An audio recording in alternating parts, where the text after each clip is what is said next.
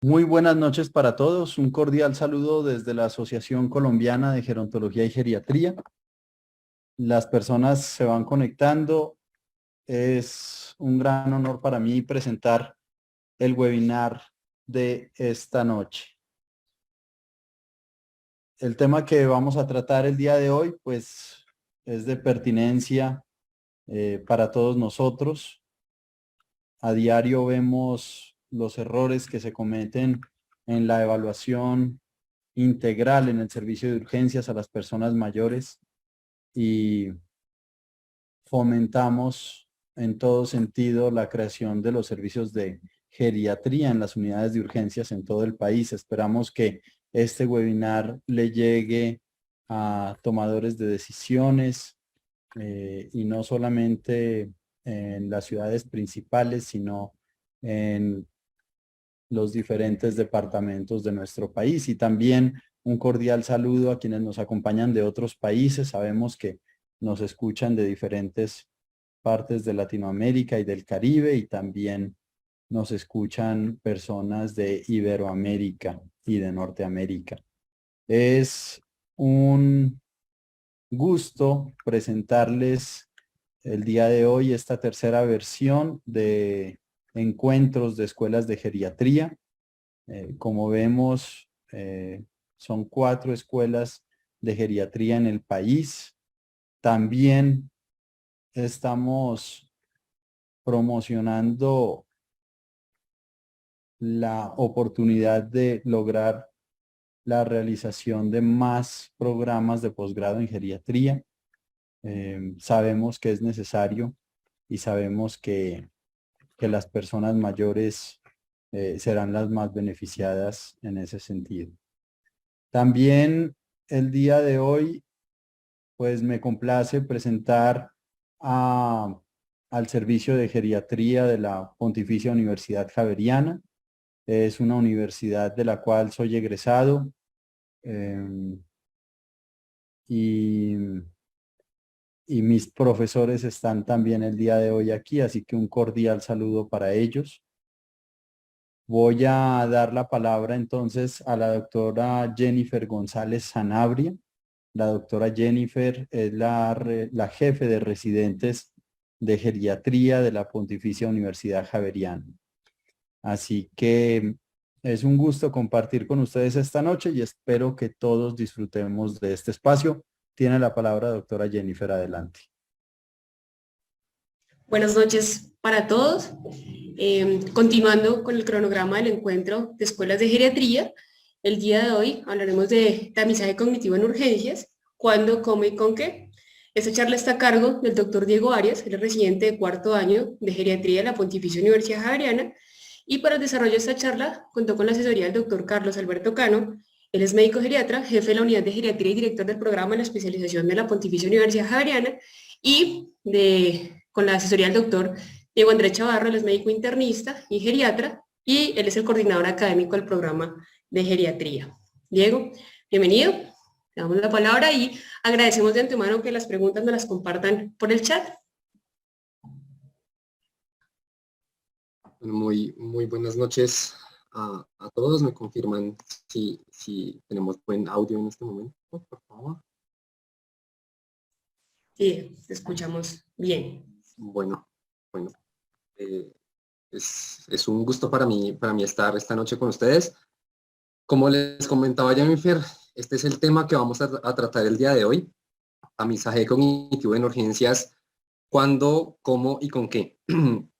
A manera de contexto, digámoslo así, quiero presentarles, bueno, ya como Jennifer les mencionó, mi nombre es Diego Arias, soy residente de cuarto año del programa de geriatría de la Universidad Javeriana, y mis asesores en este caso el doctor Diego Chavarro y el doctor Carlos Cano, ya con sus credenciales mencionadas. Entonces, para ir entrando en materia, quiero presentarles primero un caso que es muy similar a lo que a la consulta o a la pregunta que nos hacen a los geriatras muy frecuentemente en urgencias. Olga es una paciente de 79 años que consulta por un cuadro compatible con una infección respiratoria aguda.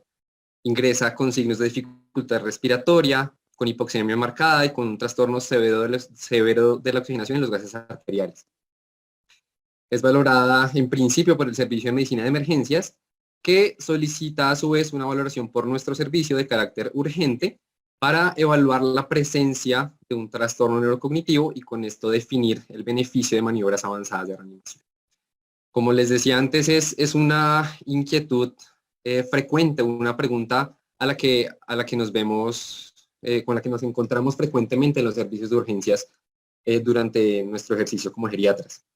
A partir de esto, entonces, quiero empezar planteando la primera pregunta de esta noche y es ¿por qué estamos hablando de este tema?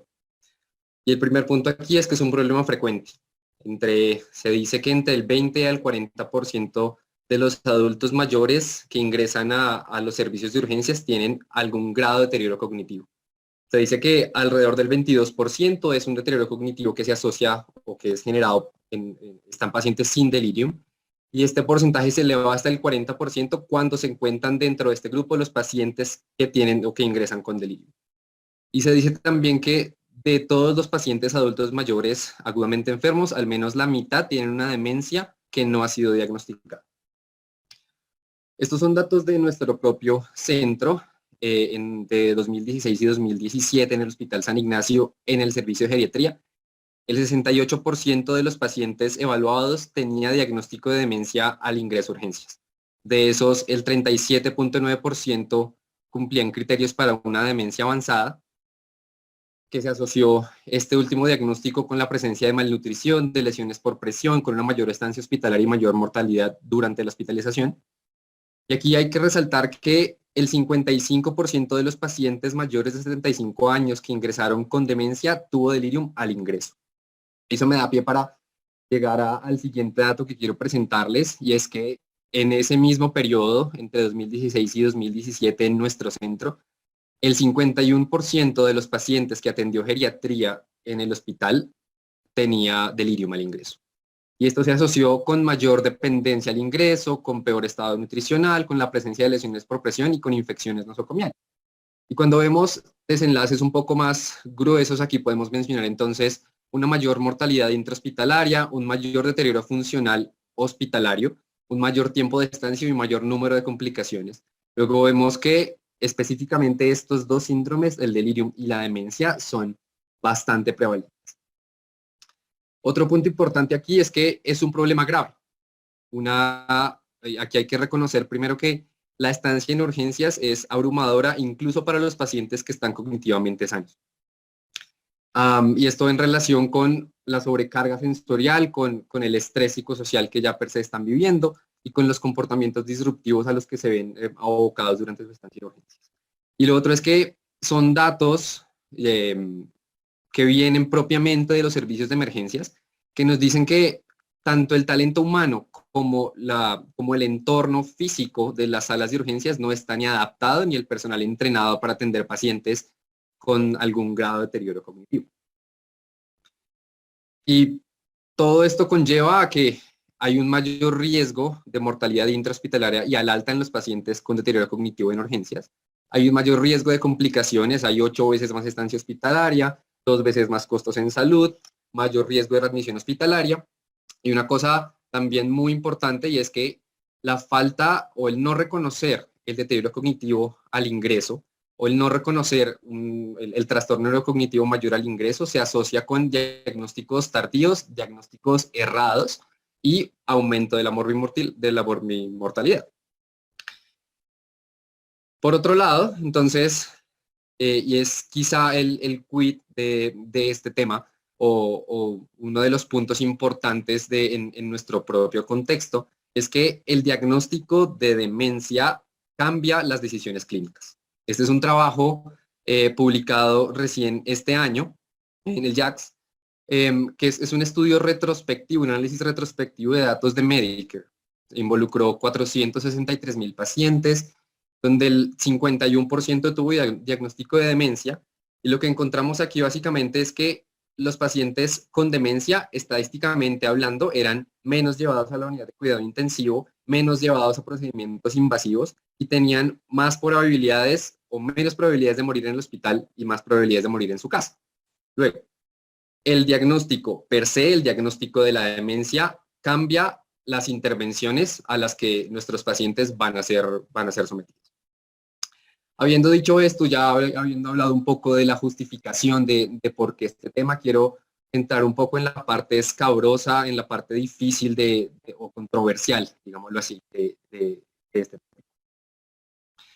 Hicimos entonces, en la medida en que se planteó el ejercicio como un estado del arte, hacer una búsqueda en principio un tanto abierta, buscando solamente las herramientas de tamizaje o los trabajos relacionados con herramientas de tamizaje en los últimos 10 años, encontrando este número de resultados, 6.371, y cuando lo filtramos, cuando hicimos la búsqueda más específica hacia los servicios de urgencias, encontramos este mismo número, 50 resultados. Dentro de esos 50 resultados, encontramos este primer metaanálisis publicado en el año 2019 en Academic Emergency Medicine, una revisión sistemática entre 1946 y 2018 que involucró 9 estudios primarios, dentro de los cuales se estudiaron 8 instrumentos de tamizaje y se logró hacer un análisis de sensibilidad para 5 de ellos. El objetivo aquí era, y ellos buscaban trabajos con los que se pudieran reconstruir las tablas de 2x2 para hacer los cálculos de la sensibilidad. Por eso solamente pudieron hacer análisis de 5 de las herramientas de tamizaje. ¿Qué fue lo que encontraron? Esta es una tabla a manera de resumen. Esta tabla que vemos arriba, esta tabla de azul, lo que nos muestra son las 5 herramientas para las que se logró hacer el análisis de sensibilidad. Y lo que vimos fue que el Abbreviated Mental Test de 4 ítems fue el que mejor razón de verosimilitud positiva tuvo, con 7.69. Luego nos aporta un buen rendimiento operativo sin descartar de alguna manera las otras herramientas, pero hubo una diferencia grande. Dentro de las otras herramientas de tamizaje a las que no se les pudo hacer análisis de sensibilidad, quiero aquí destacar en el cuadro gris de abajo, que es tomado directamente del trabajo, el Minicoc, que cuenta con un solo estudio, que nos aporta un dato de una sensibilidad del 75% y un likelihood ratio positivo de 4.9, que es un rendimiento operativo para nada descartable. Continuando entonces con nuestra metodología de búsqueda, un poco replicamos el patrón de búsqueda de esta revisión sistemática para completar el tiempo de la búsqueda entre que ellos terminaron de hacer y la actualidad. Por eso ven que el tiempo está limitado a 2019 a 2022. Encontramos 261 resultados en PubMed. De esos 261 resultados quiero destacar principalmente 2. Este primer metaanálisis, publicado en H&Aging, la que probablemente es la revista con mayor factor de impacto en geriatría a nivel mundial. Publicado en el año 2021, una búsqueda realizada hasta marzo de 2020, involucrando 23 estudios y que buscaba evaluar la precisión diagnóstica de los test de tamizaje para deterioro cognitivo. Aquí ellos lo plantean de alguna manera un tanto diferente. Ellos evalúan, en primer lugar, el deterioro cognitivo como un todo, involucrando lo que ellos denominan deterioro cognitivo crónico, es decir, trastornos neurocognitivos mayores y delirium. Para eso ellos analizan 9 estudios y evalúan solamente el deterioro cognitivo por delirium los otros 14 estudios involucrados en la revisión sistemática. Mencionan que son muy heterogéneos los estudios, por lo cual no logran hacer un metaanálisis. Lo que vemos aquí son los trabajos que habíamos mencionado en el metaanálisis previo. Aquí quiero centrarme específicamente en una escala como la Ottawa 3-DY, que es una escala que analizaremos más adelante, pero que en términos generales tiene un buen rendimiento operativo, una sensibilidad promedio del 86% para el test. Y aquí quiero también empezar a resaltar un poco que el objetivo de estas escalas de tamizaje, de acuerdo con la justificación que mencionamos al principio, es detectar los casos más severos, los casos que están en los estadios moderados a severos de los trastornos neurocognitivos mayores. Dicho, una aclaración para las intervenciones que vamos a ver. Luego, ¿qué hay más recientemente?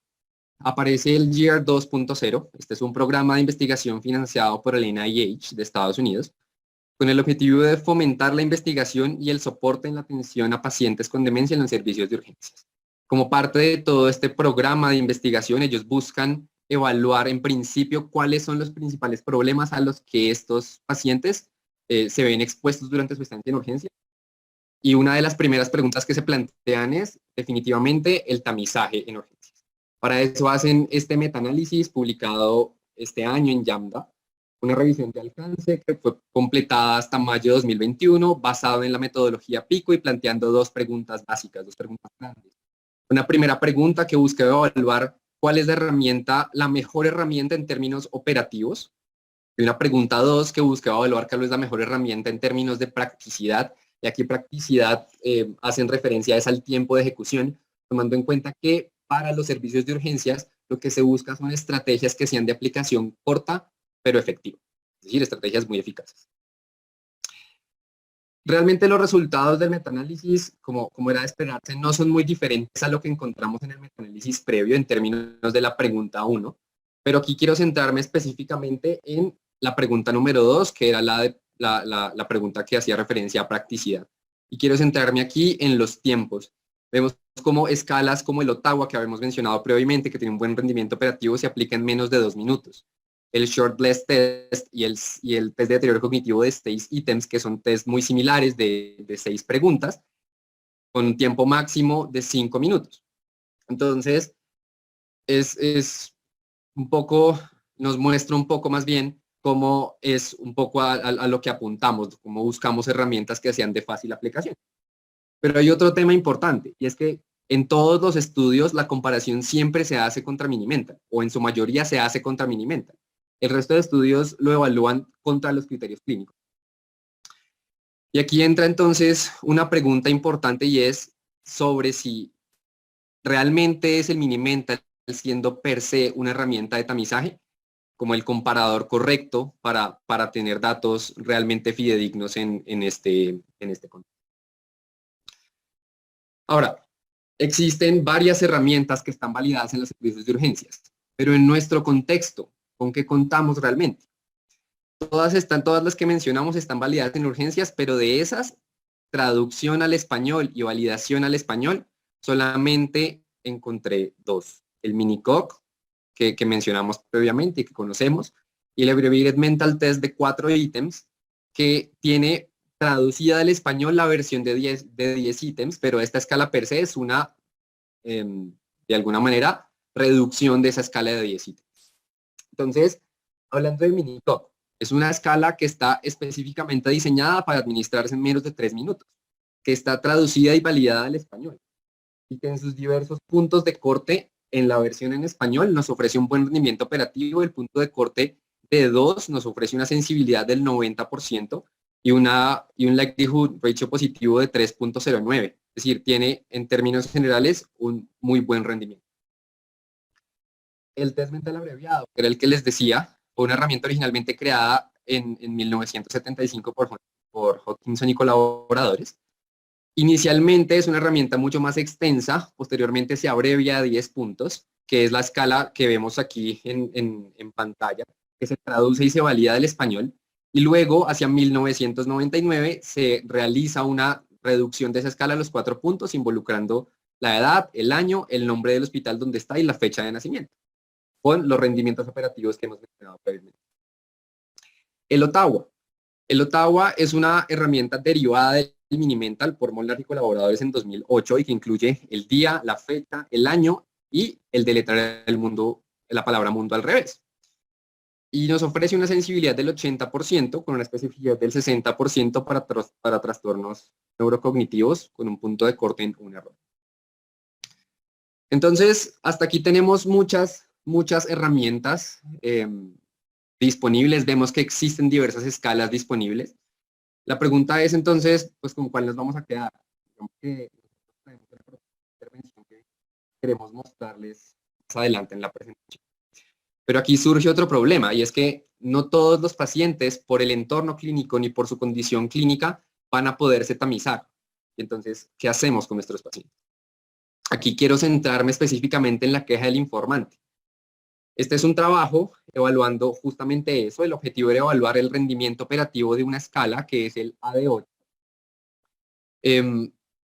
para diagnosticar trastornos neurocognitivos en urgencias. Es una escala de aplicación muy corta, no sé si la vieron, la mostramos en la tabla previa, una aplicación de menos de 5 minutos. ¿Y qué fue lo que encontramos? Entonces, pacientes mayores de 70 años que ingresan a urgencias, que originalmente o inicialmente más bien son tamizados para delirium. En aquellos pacientes que no tenían delirium se aplica un minimental y aquellos pacientes que tienen minimental de menos de 25 puntos son llevados a un interrogatorio al familiar. De todos los pacientes en los que se interrogó al familiar, el 61.2% de estos pacientes con minimental menor de 25 tuvo un interrogatorio sugestivo de demencia. Y de esos, el 73% no tenía el diagnóstico. Ahora, ¿qué pasa cuando llevamos esto a los pacientes con delirium? Entonces, pacientes que tenían delirium por CAM, el 82.4%, que esto va un poco en concordancia con el trabajo que mostramos de la alta prevalencia de delirium en pacientes con demencia, el 82.4% tenía un interrogatorio sugestivo de demencia. Luego, la queja del informante se transforma en una herramienta útil para la detección del trastorno neurocognitivo y es de obtención rápida y eficaz. Tomando en cuenta, y aquí hacemos la salvedad de que, claro, tiene la limitación de que tiene que ser el cuidador principal, de que hay que vigilar la calidad de la información que ese cuidador nos está ofreciendo, pero en las mejores condiciones, es una herramienta muy útil. Un poco para apoyar ese punto también está este otro trabajo de características prospectivas. Esto fue comparando contra el diagnóstico de demencia, buscando evaluar el rendimiento operativo de 2 escalas aplicadas al cuidador, el IQ Code, que es una herramienta un poco más extensa, y el mismo AD8.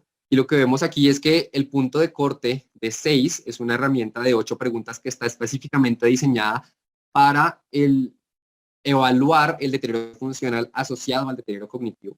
Entonces, el punto de corte en 6 puntos nos ofrece una sensibilidad del 83%, pero un likelihood ratio positivo de 8.3. Tiene en realidad un muy buen rendimiento operativo. Aquí entonces quiero mostrarles esta herramienta. Es una herramienta que usamos nosotros en el Hospital San Ignacio, que fue validada al español en el año 2002, que es de aplicación muy rápida, son 15 preguntas de aplicación muy rápida, en menos de 5 minutos, y que tiene un muy buen rendimiento operativo, sobre todo para trastornos nésicos, una sensibilidad del 96.8% y una especificidad del 96.1%. Pero como cuando mencionamos que se buscan los casos más severos, los casos más complejos o en los estadios más avanzados, ya uno puede empezar a ver puntajes positivos con un punto de corte en 19 puntos. En esta. A partir de aquí, de todo lo que hemos aprendido, de todo lo que aprendimos en esta revisión, quisimos empezar a buscar entonces cómo se estaba haciendo esto en el mundo.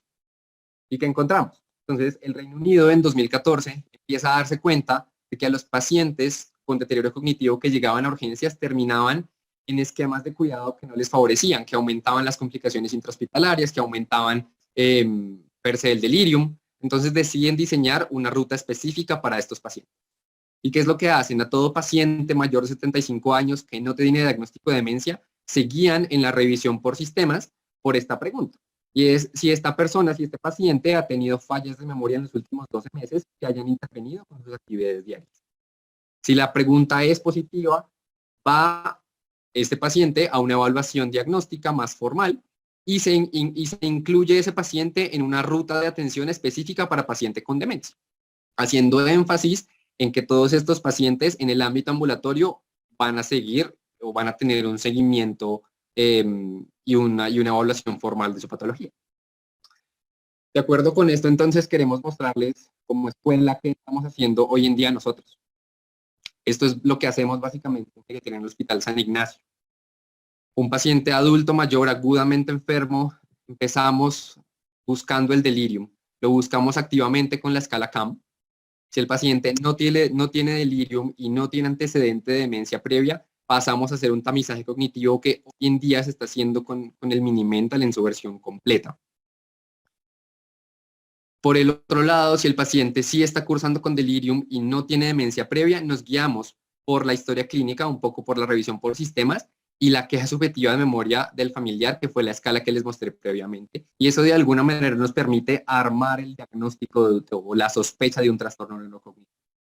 Una vez tenemos esta sospecha, tratamos de acercarnos al estadio, de alguna manera, evaluando la trayectoria del deterioro funcional con el resto de la valoración crítica integral. Y así es que nosotros hoy en día estamos evaluando cognitivamente a nuestros pacientes. Pero ahora, a partir de todo esto, a partir de la evidencia que hemos revisado, queremos poner a disposición de ustedes, a discusión de los asistentes del día de hoy, esta siguiente propuesta de intervención. Es una herramienta o un algoritmo que va en paralelo. Entonces, un adulto mayor agudamente enfermo debe uno empezar por hacer una historia clínica dirigida y buscando cómo hacemos eso. Básicamente preguntando, así como el algoritmo del Reino Unido, si había fallas de memoria en el último año, o de acuerdo al nivel de experticia del clínico, al nivel de formación o al entorno clínico, si requiere ser un poco más objetivo quizá, uno podría pensar en aplicar una prueba de tamizaje al cuidador, como el AD8 que está validado en el español, o como la queja subjetiva de memoria que les he mencionado ahora. Si este paciente no tiene diagnóstico de demencia, pasamos al tamizaje cognitivo. Más bien, si no tiene diagnóstico de demencia previa, pasamos al tamizaje cognitivo que nosotros proponemos hacer con Minicoc. ¿Por qué Minicoc? Porque tiene un buen rendimiento operativo, como vimos en los trabajos que les mostré.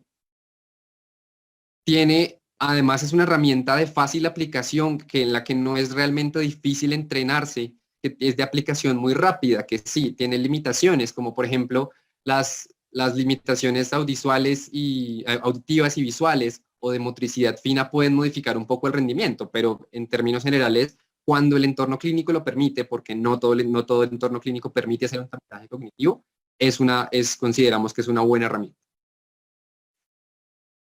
Por el otro lado, si el paciente ingresa con delirium, si sí tiene delirium, debemos guiarnos solamente podemos guiarnos por la historia clínica, tomando en cuenta que hacer un tamizaje cognitivo en ese momento nos va a falsear de alguna manera los resultados.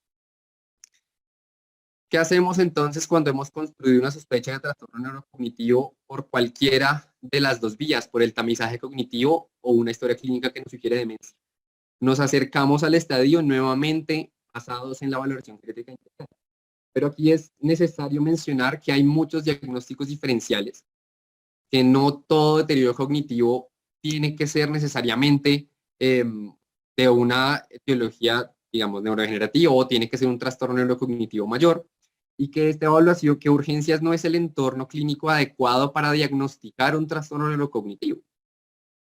Es en el entorno ambulatorio donde hay que hacer el ejercicio muy a conciencia de los diagnósticos diferenciales, de otras causas de trastorno cognitivo, ¿cierto?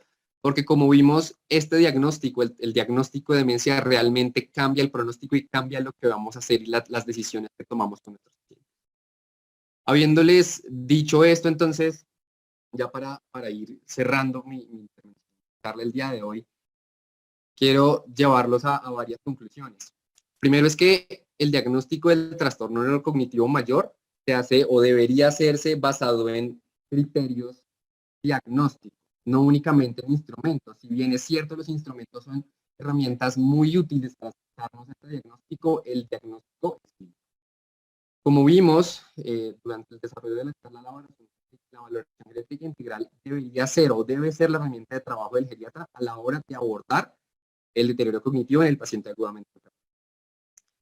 También vimos que el delirium, como vimos, el delirium es una entidad muy prevalente en estos casos, por lo que debe descartarse de manera también concienzuda en todos los pacientes adultos mayores que ingresan agudamente enfermos a los servicios de urgencias o en algún otro servicio antes de ser llevados a otro proceso de atención. Un poco la pregunta que les planteaba ahorita, y es uno de los grandes vacíos del conocimiento que encontramos aquí, y es que no existe un patrón de oro para el tamizaje del trastorno neurocognitivo. La comparación aquí siempre se hace con Minimental y nos preguntamos entonces si realmente es la mejor herramienta. Luego hay un campo de investigación extenso en cuál es realmente la mejor forma. Y nosotros como escuela proponemos el algoritmo que les mostramos, proponemos el uso de Minicoc, pero aquí hay que decir que debería utilizar el instrumento más apropiado según el entorno, según la condición del paciente y el nivel de entrenamiento del sistema. Va a quedar al final de la elección de cada uno de nosotros, de alguna manera definir con qué herramientas lo vamos a hacer, tomando en cuenta que, como ya he mencionado varias veces en la charla, el hacer ese diagnóstico a conciencia realmente cambia e impacta en el pronóstico y en la decisión. Muchas gracias.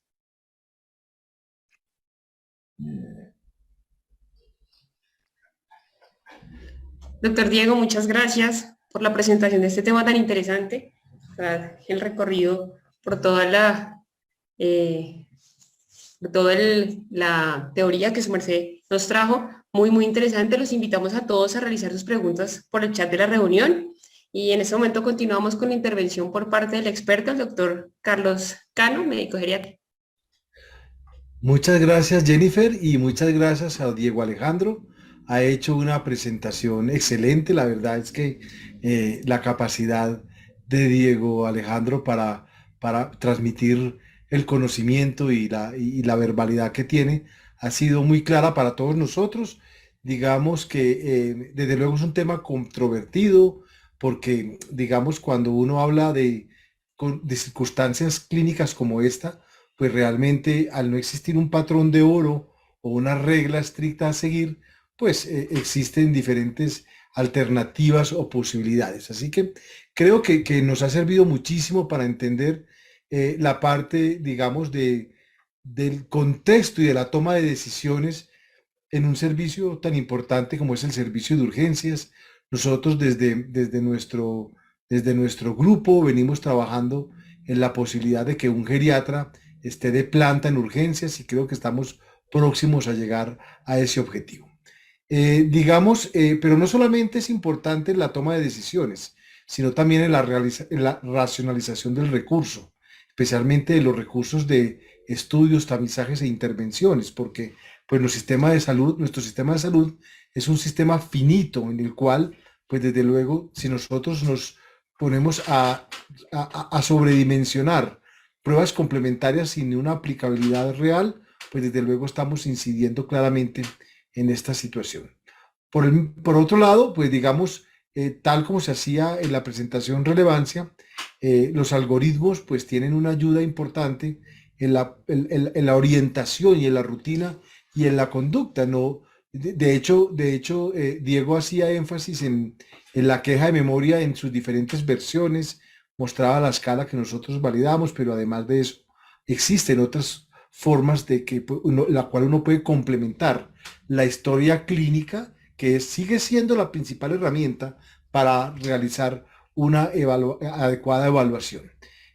Así que esa queja de memoria pues seguirá siendo, digamos, un elemento importante en el interrogatorio, especialmente en el momento en que tengamos que tomar decisiones de acuerdo a la severidad del paciente y sobre todo, y en eso hago relevancia, aquel paciente en el algoritmo que mostraba en que su estado cognitivo no permitiría hacer una evaluación, es decir, que está fuera de ese esquema. Cuando el paciente llega con una alteración muy importante de su estado de conciencia, desde luego no es el aplicable del delirium, del algoritmo, y muy especialmente los pacientes también con delirium, en el paciente con delirium hipoactivo, que es uno de las situaciones clínicas que los geriatras siempre tenemos en consideración porque somos expertos en poderlo detectar con mucha facilidad, con mucha habilidad clínica, pero pues desde luego el delirium hipoactivo sigue siendo un diagnóstico diferencial de alteraciones neurológicas de otras causas que son interesantes e importantes tener a la hora de hacer un diagnóstico como parte de esa diferenciación clínica en esas opciones. Y digamos, dentro de esas posibilidades que tenemos de intervenir, pues por supuesto, la propuesta que Diego Alejandro hace me parece que es una propuesta muy coherente con la racionalización también del tiempo, porque no siempre podremos tener tantos tiempos para hacer tantas evaluaciones a profundidad, y creo que en esta oportunidad pues nos vendría muy bien, digamos, adherir o tomar esas consideraciones como algo de gran utilidad para cualquiera de las escuelas de geriatría del país que tenga su competencia en el área de urgencias. Desde luego, Diego Alejandro también más adelante va a poder responder las preguntas que ustedes hagan. Van a estar, digamos, con el grupo de expertos y de residentes también, respondiendo esas preguntas. Y al doctor Diego Andrés Chavarro también tendremos la oportunidad de oírle como experto en el tema y asesor para que también nos pueda dar su opinión. Hasta aquí llego y pues les animo a escribir las preguntas y paso nuevamente la palabra a Jennifer, a nuestra moderadora de la sesión del día de hoy. Adelante, Jennifer. Muchas gracias, doctor. Bueno, vamos a compartir las preguntas que hemos tenido en el chat. Diego, teniendo en cuenta que para el diagnóstico de trastorno neurocognitivo mayor se utilizan los dominios cognitivos en su totalidad, utilizar la queja subjetiva de memoria al priorizar solo memoria es verdaderamente la mejor herramienta.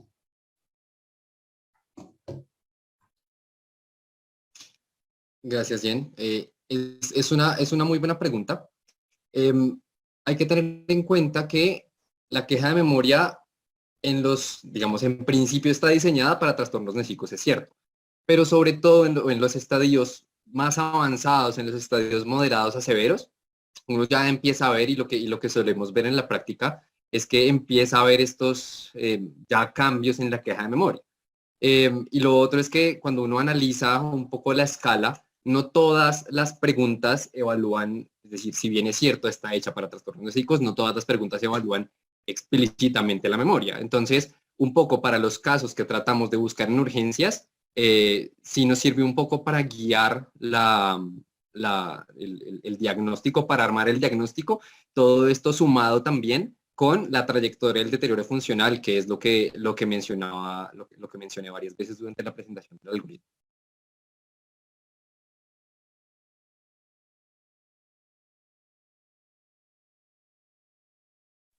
Muchas gracias.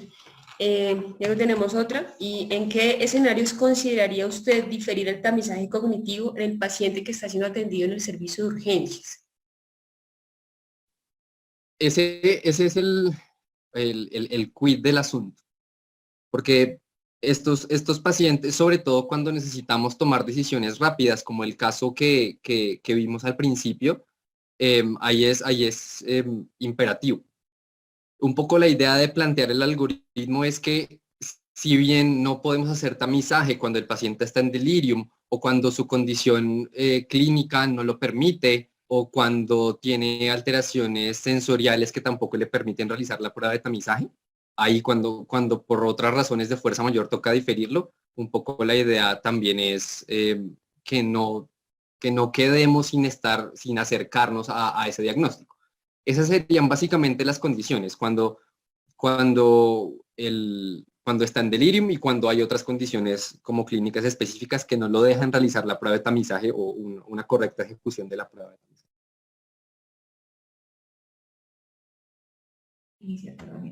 Listo. Luego tenemos otra y dice, agradecen por tu charla y qué tipo de prueba rápida recomienda usted para ser usada en consulta externa en medicina general para lograr una meta de diagnóstico precoz e iniciar tratamiento temprano. Bueno, digamos que no es el entorno de la charla, pero creo que el Minicog, como vimos, tiene un buen rendimiento. Es una herramienta que está diseñada específicamente para eso, para ser de aplicación muy rápida y tiene en términos generales un buen rendimiento operativo. Se queda un poco corto cuando tenemos que diferenciar un DSL de un trastorno neurocognitivo o de un mayor, pues, pero para el trastorno neurocognitivo mayor es una muy buena opción, me parecería una muy buena opción. Dice, ¿considera que los cambios comportamentales ameritan también realizar tamizaje cognitivo en el contexto del servicio de urgencias? Bueno, depende, digamos, en el paciente que aparentemente no tiene estas quejas de memoria, digamos, que impactan tanto en su funcionalidad, que no ha tenido un deterioro cognitivo, un deterioro funcional marcado, probablemente no. Porque insisto como en el punto central, y es buscar los casos más severos, que son los que al final van a terminar cambiándonos la toma de decisiones. Probablemente no es la mejor opción. Otro escenario diferente es cuando estos cambios, es la temporalidad del inicio de los cambios del comportamiento, que nos hablarían probablemente de un cambio agudo, pues, que nos orientaría a pensar, por ejemplo, en otras entidades como el delirio. Pero en principio no creería que es como imperativo hacerlo a los cambios comportamentales.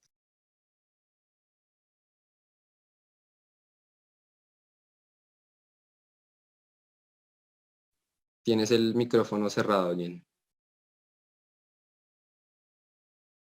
Ahora sí.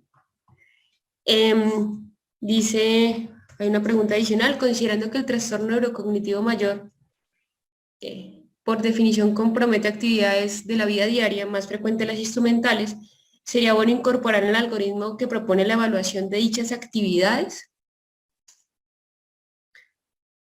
Justamente por eso hablamos de la trayectoria. Porque mucho de lo que vemos en la evaluación de las actividades instrumentales de nuestros pacientes es que por condiciones, por circunstancias diferentes, muchas veces ya tienen un grado importante de dependencia. Y hay un ejemplo muy interesante que me ponen mis profesores, y es: ¿qué pasa cuando este paciente, que tenía un muy buen rendimiento cognitivo antes, que trabajaba solo, que manejaba de un momento a otro, ya dejó de hacerlo? Esas son en principio actividades avanzadas, por ejemplo. Entonces, más que evaluar instrumental o básico, es más, digamos, dice más o aporta información adicional, más bien, evaluarla muy bien la trayectoria de cómo ha sido ese cambio. Diego, muchas gracias. Tenemos una adicional: si el paciente presentó delirium en el servicio de urgencias y se sospecha trastorno neurocognitivo, ¿cuál es el tiempo usual tras el egreso que se usa para volver a usar un tamizaje y estudiar un verdadero deterioro cognitivo? Y si es después, posterior al tiempo, ¿en qué protocolo? Gracias. Uno podría hablar de que estos pacientes deberían llevarse hasta, o dar un tiempo de espera alrededor hasta 6 meses incluso, para realizar un tamizaje cognitivo, o más bien un estudio cognitivo formal que no esté, o que uno puede de alguna manera, no sé si descartar es la palabra correcta, pero estar un poco más seguro de que no va a estar falseado por la afectación cognitiva del delirium previo.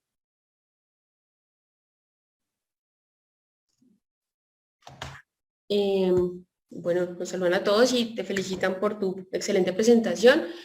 Y nos preguntan si la sensibilidad y especificidad del Minicoc es para trastornos neurocognitivos mayores por enfermedad de Alzheimer, o podría extrapolarse a otras etiologías del trastorno neurocognitivo. En teoría podría extrapolarse a otras etiologías. Como les digo, se queda corto en DCL, pero funciona muy bien para como el mayor en general, pues, digámoslo así, como el espectro en general.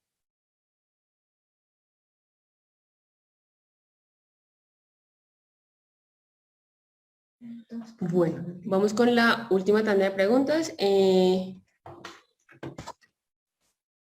Entonces, teniendo en cuenta la gran prevalencia de deterioro cognitivo potencialmente reversibles y de delirium en el servicio de urgencias, ¿qué podría llevar a una toma de decisiones sesgada para definir los traslados a unidades de cuidado intensivo, intervenciones quirúrgicas y demás procedimientos? ¿No sería deletero la realización de una tamización cognitiva en el servicio de urgencias? Justamente ese problema, justamente esa pregunta es la que tratamos de sortear con esta clase de propuestas. Cuando uno evalúa a un paciente en el servicio de urgencias, lo que busca no es, o cuando uno trata de evaluar un poco La condición previa de ese paciente no busca evaluar cómo está ese paciente o la foto de ese paciente al momento de estar en urgencias.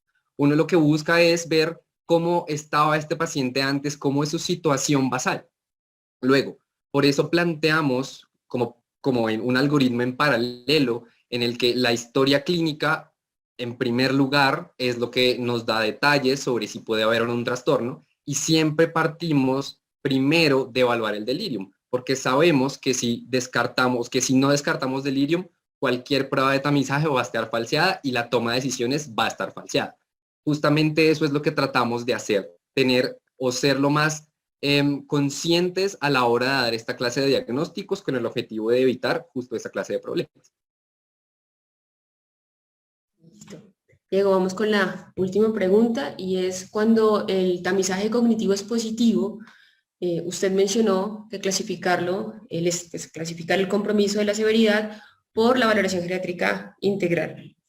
En la propuesta que realiza la Universidad Javeriana, ¿utilizan alguna escala en particular o tiene algún grado de severidad, moderado, moderado, severo, severo, para tomar decisiones respecto a intervencionismo pronóstico? Ok, Que entonces, es la razón por la cual usualmente interconsultan a geriatría. de acuerdo. Entonces, nosotros un poco lo que hacemos es, analizando esa trayectoria, tratamos de, por eso lo mencionaba, como acercarnos, porque probablemente no es el entorno adecuado para uno sentarse a interrogar como de la manera más correcta cuál es el estadio según el GDS, por ejemplo. No usamos ninguna escala en específico, justo por eso, por cuestiones también de tiempo, tratamos de acercarnos a lo que sería esa clasificación, pero no la usamos como ítem por ítem. Y la segunda parte de la pregunta la entiendo, Jen, como si hubiera un como punto de corte de qué estadio, a partir de qué estadio tomamos decisiones. No me quedó clara esa segunda parte de la pregunta. No, que si teníamos algún estadio para Para tomar clasificarlo decisiones. y para tomar decisiones respecto a intervencionismo. Entonces, ese es uno de los temas quizá más controversiales, y es, siempre hay muchos pacientes en la zona gris, y esto se va a tratar también de individualizarlos. Es muy sencillo, entre comillas, cuando son estadios moderados o severos, que uno sabe que, por ejemplo, el ingreso a la UCI o el ingreso a programas de diálisis van a ser quizá más deleterios.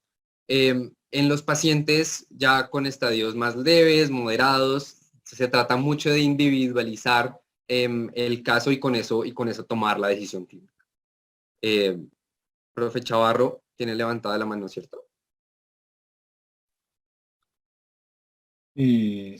Sí, primero buenas noches a todos, un gusto saludarlos y pues bueno, gracias por estar conectados a esta hora por este entorno, pues porque sé que no es un horario fácil necesariamente para todos. Dentro de los comentarios hasta ello lo que les diría es efectivamente una de las interconsultas que con frecuencia nos pasan es ayudar en la toma de decisiones en el paciente agudamente enfermo. Y creo que uno de los aprendizajes comunes que tuvimos todos en los diferentes servicios de hospitalización en general fue en pacientes, por ejemplo, en las olas pandémicas, ¿no? Como en situaciones de recursos limitados, uno de los ejemplos y el aprendizaje, pues, tocaba tomar decisiones muy duras y en los cuales el paciente con un antecedente de demencia o con una sospecha de una demencia avanzada que no estuviera previamente diagnosticada, pues probablemente era uno de los elementos para hablar de techo terapéutico. Recuerden que en este caso no es no decir no intervenir, sino el cómo se optimiza el manejo y hacia dónde se dirige el blanco terapéutico. Pues porque tenemos la fortuna de decir no es no tratar, sino el cuál es el límite terapéutico o cuál es el techo terapéutico. Otro de los elementos que vale la pena mencionar y vale la pena resaltar es definitivamente, como muy bien lo contó Diego Alejandro, como no tenemos un instrumento ideal, la propuesta siempre es que si tenemos la oportunidad, hagamos una historia clínica que nos ayude a acercarnos al diagnóstico, si es posible utilizar criterios diagnósticos y con eso acercarnos un poco más. Hay algunos ejemplos de estrategias modernas que no son necesariamente para el paciente agudamente enfermo y podemos hablar de la estrategia ICOPE de la Organización Mundial de la Salud, que está diseñada para atención primaria. Y el ejemplo de lo que recomienda la Organización Mundial de la Salud, que en español sería IPM, es hacer preguntas básicas que se incluyan en la historia clínica, como puede ser en revisión por sistemas, de si la persona tiene alteraciones previas de memoria o alteraciones previas del comportamiento, e incluir siempre la temporalidad, que eso es lo que nos permite pues acercarnos un poco. Luego, si hay alguna respuesta positiva, pues entonces ellos, por ejemplo, recomiendan utilizar un elemento de tamización o cribado. ¿Qué herramienta? Pues nuevamente es cuál tiene disponible, cuál está usted entrenado y cuál es el escenario más apropiado para hacerlo. Luego, por ello, pues no hay un elemento perfecto de tamización o cribado cognitivo, sin embargo, pues lo importante es siempre que el instrumento que usted utilice pues sea el confiable y el más apropiado. Mencionaba Diego cómo pueden haber algunos sesgos para la interpretación del instrumento. Todos se comparan contra Minimental, pero pues recordamos que tiene algunas limitaciones. Un ejemplo es la escolaridad. Paciente analfabeta, pues Minimental no se puede aplicar. Paciente en delirium, Minimental no se puede aplicar. Pacientes con muy alta escolaridad o alta reserva cognitiva no necesariamente va a ser el más apropiado. Entonces por eso pues hay que mirar cuáles son las alternativas, cuál es el que está entrenado y utilizar el instrumento más apropiado, ¿no? Entonces recordar que, por ejemplo, si hablamos de Minimental, pues tiene validaciones en Colombia, hay que mirar las variaciones para nuestro país. Recordar que acá no tenemos estaciones, entonces si están haciendo un Minimental que diga estación, pues esa no es la validación de Colombia. Y ahí es donde vienen los diferentes instrumentos. Todo eso para decir, historia clínica es la herramienta ideal.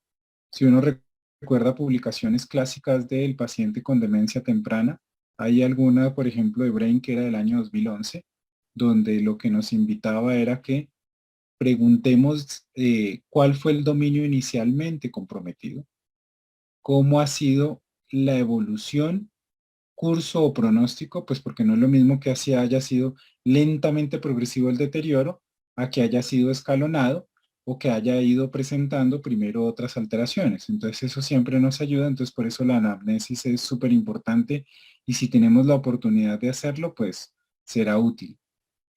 Luego, ¿cuándo diferir la tamización? Un ejemplo claro fue el paciente con delirium o si usted tiene un paciente agudamente enfermo en el cual pues tiene la prioridad es la estabilización. Y si tiene que tomar la decisión en ese momento, pues tendrá que hacer algunas preguntas claves o orientativas. En este caso con el familiar o el cuidador, si definitivamente el paciente no está en las condiciones apropiadas para poderlo responder, que serían como una de las como recomendaciones. Y como muy bien lo mencionaban, los números sin contexto no dicen nada. Entonces, no es relevante el valor de la escala si no la estamos interpretando de forma apropiada según el contexto del paciente. ¿Quién es el mejor comparador? El mismo sujeto.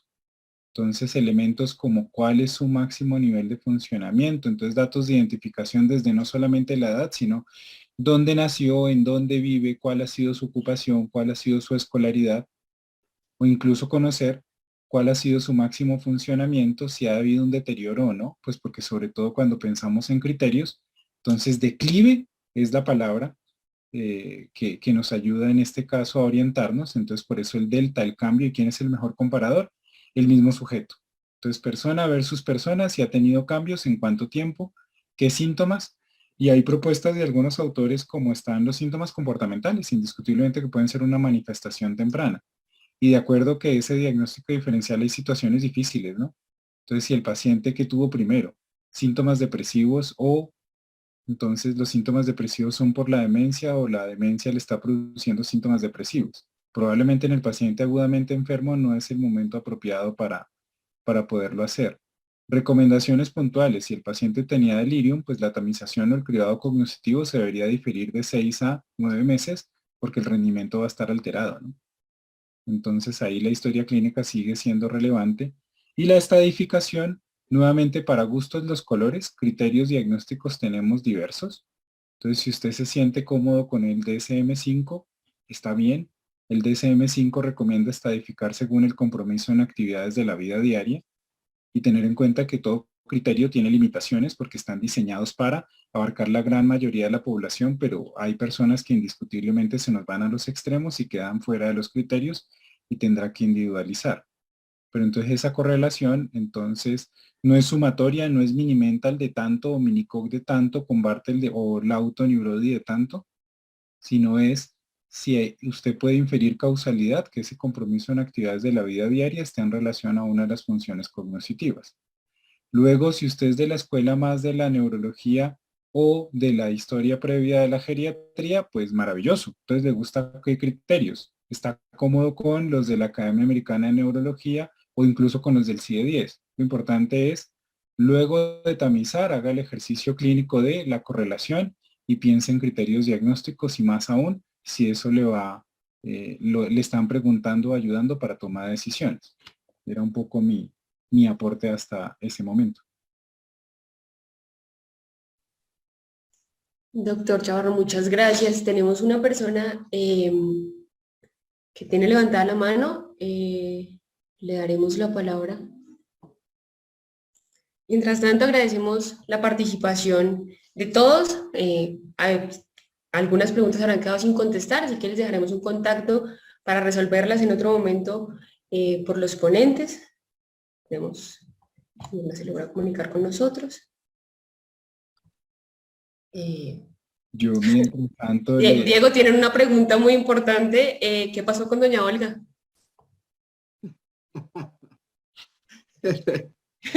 Pues el final de doña Olga fue que no era candidata a intubación retrotraqueal, no era candidata a ser llevada a la unidad de cuidado intensivo y se redirigió el manejo hacia medidas de confort y fin de vida en ese contexto, lamentablemente. Era el final de doña Olga.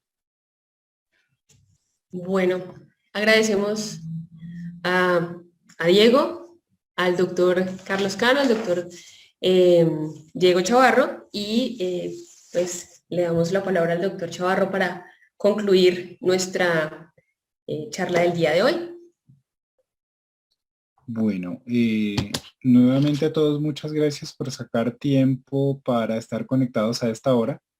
Lo segundo, como siempre, el agradecimiento a la Asociación Colombiana de Geriatría, pues también por el apoyo a todas las escuelas de geriatría y pues en este caso el agradecimiento especial en representación de la Pontificia Universidad Javeriana y del programa de especialización en geriatría.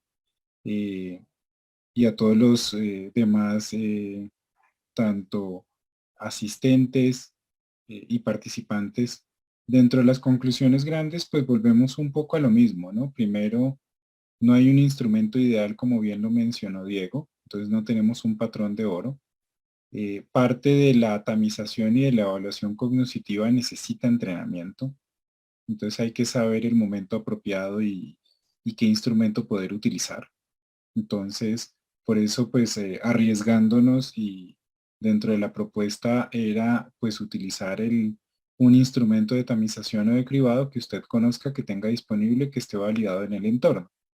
Uno de los ejemplos para un paciente agudamente enfermo que esté validado en el español, por eso lo proponía el Minicoc. Luego, cada uno desde su propio entrenamiento y experticia, pues utilizará alguna herramienta, pero tener en cuenta que la tamización no es igual a diagnóstico. Diagnóstico se debe hacer basado en criterios. ¿Por qué mencionaba valoración geriátrica integral? Pues porque en valoración geriátrica integral está diciendo, yo miro cuál es la situación funcional del paciente, hago una adecuada correlación según la historia clínica que he podido o que he tenido la oportunidad de hacer. Eso quiere decir correlación si es posible de cuáles han sido esas quejas, fallas o alteraciones, si ha tenido alteraciones del comportamiento, cómo está y si tiene o no compromiso funcional. El comparador es el mismo sujeto y con eso pues yo ya llego en este caso a ver si me puedo acercar al diagnóstico cognitivo y tener en cuenta que hay algunos elementos que me pueden falsear el resultado. Si yo hago tamización cognitiva en un paciente con delirium y estoy utilizando un instrumento que tiene interferencia, pues no sería el momento más apropiado utilizar pruebas como puede ser el Minicoc, el Minimental, el MOCA, y más aún si lo que no tengo es tiempo y tengo un paciente en el cual tengo que tomar decisiones. Que el paciente tenga demencia no es un limitante necesariamente, para decir que no voy a hacer intervención, pero pues tendré situaciones en las cuales indiscutiblemente hay que tomar decisiones y hay condiciones críticas. Un ejemplo es pacientes en falla respiratoria hipoxémica o hipercápnica, en el cual usted tendrá que tomar la decisión si asegura o no la vía aérea. Pues la demencia o no es el único criterio, pero indiscutiblemente podría influenciar en si toma o no toma la decisión de ese intervencionismo. Entonces, por eso es tan importante que podamos tamizar y diagnosticar en el escenario ambulatorio, y si nos toca en el paciente agudamente enfermo, pues mirar las opciones. Y por último, pues la correlación en este caso con el cambio, el delta, el deterioro o el declive y la correlación que tiene desde el punto de vista funcional. Y pues nada, el resto, muchas gracias a todos. Y en especial a Diego Alejandro, que asumió este reto de hacer esta presentación, ¿no? Bueno, muchas gracias a todos. Con esto damos por terminado el encuentro de escuelas de geriatría en su tercera versión y nos veremos en la próxima charla.